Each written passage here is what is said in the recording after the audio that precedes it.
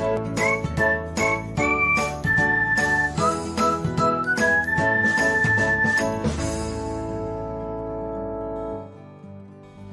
everyone, welcome back to another episode of Technologyglance.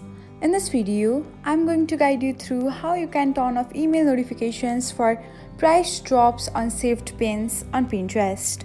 So, let's get started.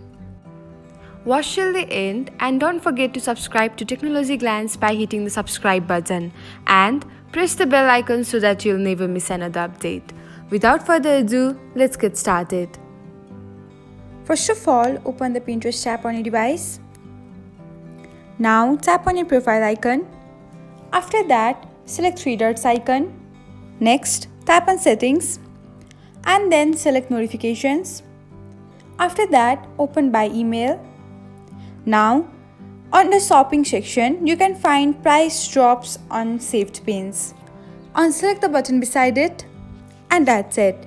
Now, you will no longer receive email notifications for price drops on saved pins by Pinterest. Thanks for watching. If you found this guide helpful, we will love it if you hit the thumbs up button below.